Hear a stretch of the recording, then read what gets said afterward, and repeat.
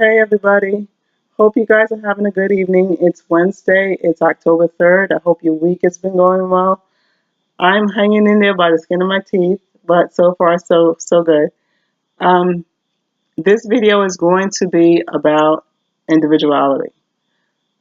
Um, I've heard exjws say that when they've left a cult that they lose all sense of themselves, meaning they have no point of reference. They have for their authentic selves. Basically, the cult tells us um, and dictates to us our clothing and our language and everything else. And so it's when we leave, sometimes we lose sight of what's important to us and who we are as individuals. And so, basically, when you leave, you feel a little bit lost. You feel out of touch with yourself a little bit. And so that's what we're going to talk about today. And if you've never been part of a cult, the best way I can explain it is if you ever notice Jehovah's Witnesses standing at a cart, they pretty much all dress the same. They pretty much all look the same. Mormons is another example. They'll blend in. You couldn't tell you couldn't tell one from the other. And that's exactly how the cult intends for it to be. They want everyone to blend in. They don't want anyone sticking out like a sore thumb. So if we pretended I was still a Jehovah's Witness and I showed up and my hair is dyed orange or green or whatever, the elders would talk to me about it. If I showed up at the Kingdom Hall and I'm wearing a mini skirt, they're going to talk to me about it. If I go out in field service and I'm dressed in Gothic style clothing, they're going to talk to me about it. So again, I have to conform. That's the expectation, is that I'm going to conform to the group, and they will shame me until I do conform. Same thing, if you're a male living in the U.S., you're a Jehovah's Witness male, they're not allowed to wear beards. And so again, if you don't conform, you're gonna hear from the elders. And so basically, everything is laid out for you. Your clothing is dictated. Your language. You of course you have to adopt the cult's language. Everything about you has to conform to the cult. And so when you leave, especially if you were raised in the cult, when you leave, it can be a little bit daunting now, because now it's just you. And so you've got to figure out who you are as an individual. And because you've never had to do that before, some people feel just overwhelmed by it. So I just wanted to discuss that for a little bit. One of the things that helped me, I left at age 28. One of the things that helped me was I thought back to some of the things I liked doing as a teen. I liked reading murder mysteries, so I'd go to the library and grab out like 10 books and read through them within a week or so, a week and a half, and be right back at the library the following week and get more books. But that was one of the things that appealed to me. I remember I used to love roller skating, used to love going bowling with my friends. So again, it's a matter of just figuring out who you are as an individual. What are the things you like? Other hobbies that I had was I like taking care of aquariums. I was briefly like playing around with photography. Um, so it's, again, you just want to keep figuring out what things are important to you. My my biggest thing was that, like, around 12 years old, I developed this interest in politics. And for Jehovah's Witnesses, that's not allowed at all. At all. That's a no-no. Jehovah's Witnesses are to be politically neutral. And so I hid my love of politics from my family. I mean, I would literally sit there and watch the news in front of them. And And the whole time I was sitting there watching the news, I would look very passive and disinterested and everything. But internally, that wasn't the case at all. I was on the edge of my seat, and I'm paying attention to all the political news and what's going on. And that was why. It's the only way I would be able to enjoy it without my family catching on to me. And so when I left the call, I was free to pursue that interest. And it was reflected even in my social media choices. When I joined on, Facebook was the first social media account that I really that I made. And so I joined so many political Facebook groups for that reason. I'm finally able to have that outlet. And that's what I recommend. Try to figure out what things are important to you. What are your likes? What are your dislikes? Try to figure out what are the things that matter to you. What things interest you? What hobbies do you have? And you want to pursue them and build on them. Another thing that'll help you is if you challenge yourself to keep learning new stuff. And the reason I say that is if you challenge yourself to keep learning new stuff, then you'll figure out, you keep looking for different things to get into and hobbies and activities to do. So that's, again, a way of figuring out who you are as a person. When we leave the cult, that means we can leave behind all of the cult's values and priorities and everything. It's now up to us. And so, for example, the cult's view of the LGBTQ community, they acknowledge it. They acknowledge that lifestyle, but they're not very accepting and welcoming of that lifestyle. And so now, once you leave the cult, now that's your call. And so it's going to, again, your priorities and your values are now for you to define and you to decide. And so that's what we want to see. That's what you're going to be working on. And so be patient with yourself. It's going to take time, but you want to keep digging. You want to keep looking, again, your authentic self is in there. You just have to find it. Another way of getting to your authentic self is by doing this. When we are raised as Jehovah's Witnesses, right? They give us this big long list of do's and don'ts. So they tell us we can't celebrate our birthdays, we can't celebrate the holidays, no politics, no this, no that, and you're right. And we have this whole big long list. And so one of the things you can go about doing is doing everything they told you cannot do. You can go out there and do it, give it a try. And the thing is, it will help you figure out who you are as a person. And so that means you can go out and vote if you want to. You can go out and donate blood if you want to. Celebrate your birthday, your holidays. If you want to go out and get tattoos, that's another thing you're free to do. But again, now it's allowing you to express yourself, your own individuality. When I was a teen, rap music came out, and we were warned against rap music like, oh my God, you would have thought it was like the second, it was going to bring about World War III or something. But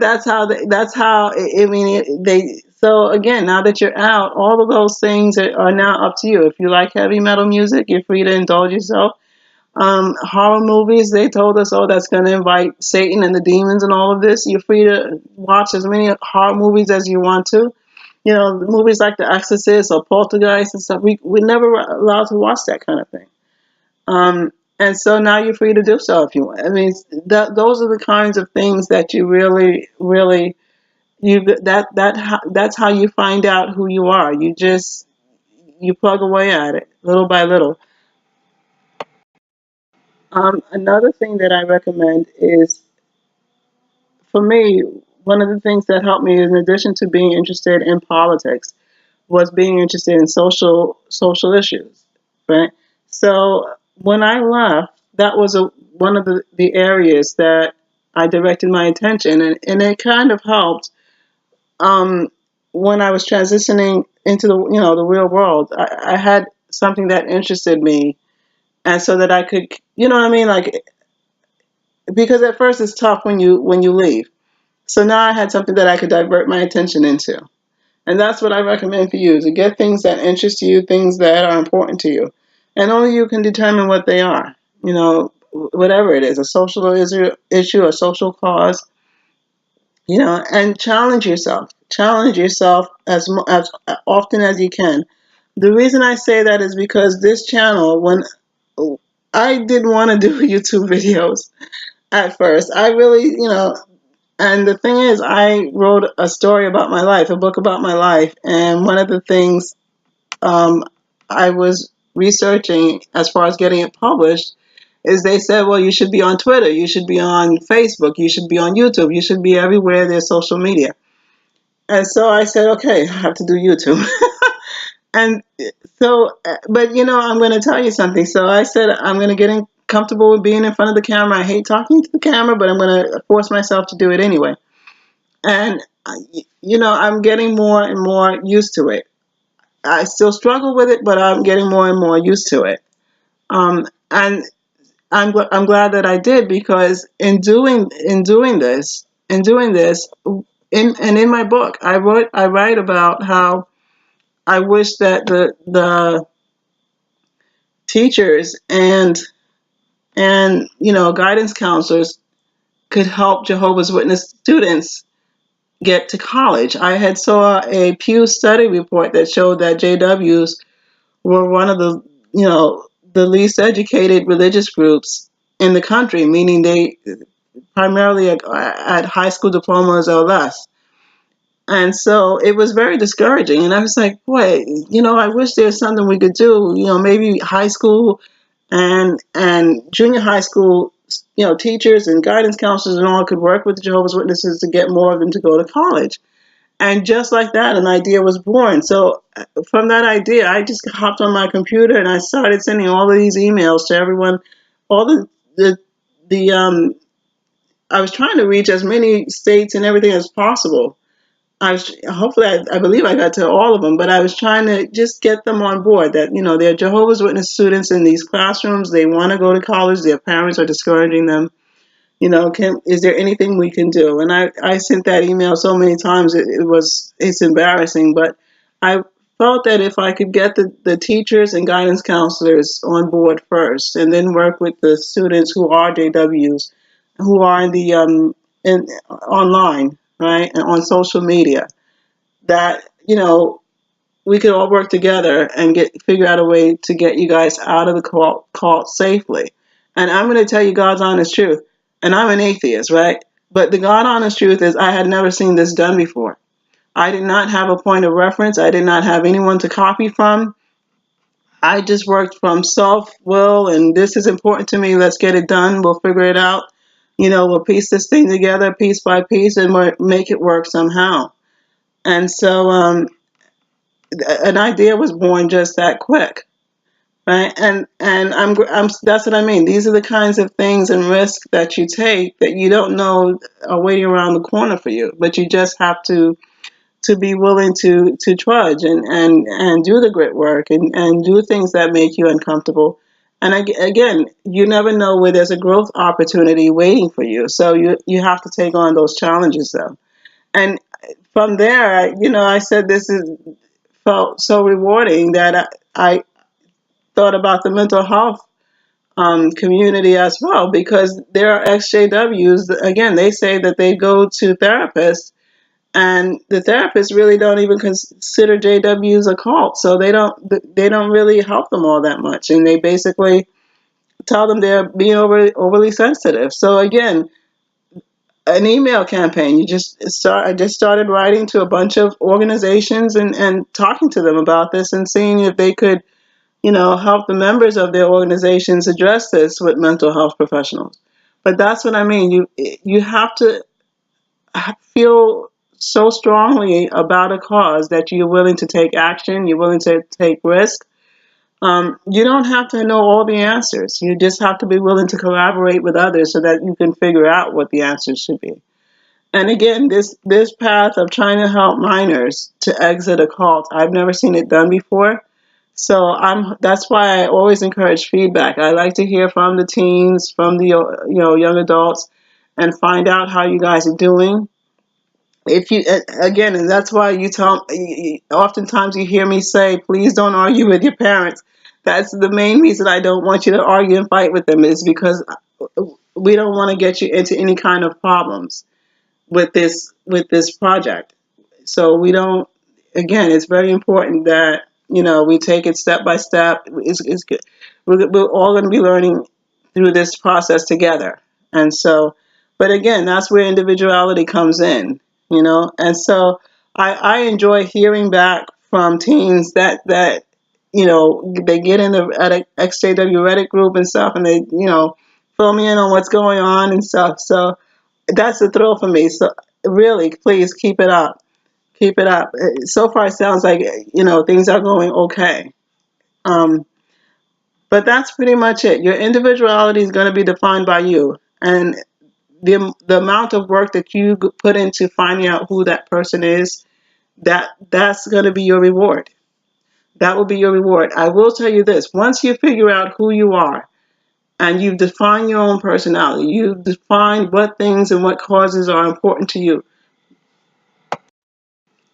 Once you've defined all of those things, I promise you, you will never, ever, ever let another outside person or cult or group or organization, you will never let that outside, party define your personality ever again. You will fall in love with yourself to the point so much that you don't want a person to strip you of that personality and say, no, that's not allowed. You're going to do this.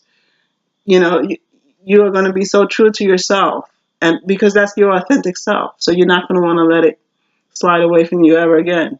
So that's why I encourage you, find out who you are. It's that your authentic self is in there. You just have to go, searching for him or her, but they're in there. And I promise you, if you find him or her, when and if you find that your authentic self, you are going to be so thrilled and so satisfied, content. And again, it's just because it's going to be reflective of you as an individual. The other thing I should mention as well is, sometimes we get around friends, relatives, and we latch onto them, and then we borrow their personalities. Whatever. Oh, this interests you. I'm interested. Oh, this is what you're going on this vacation trip. This vacation spot is that's mine too. And so try to avoid doing that. Try to avoid doing that. What you want to get in the habit of doing is try to be your authentic self, but be true to you as an individual, right? So don't, in other words, I don't want you to become a copycat where you're just borrowing everybody else's priorities and everybody else's values and everybody else's causes and things. I want you to develop those on your own and figure those out for yourself.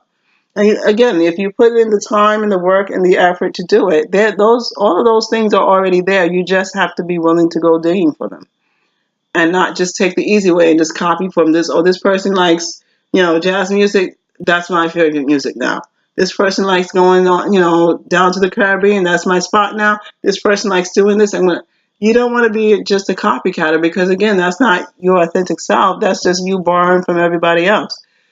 So, again, you just want to put in the time, work, and effort to find out who your authentic self is and be true to that person. And again, once you do that, you won't ever let anybody else or any outside, organization or whatever try to strip you of that personality or identity or layer on a different personality or identity.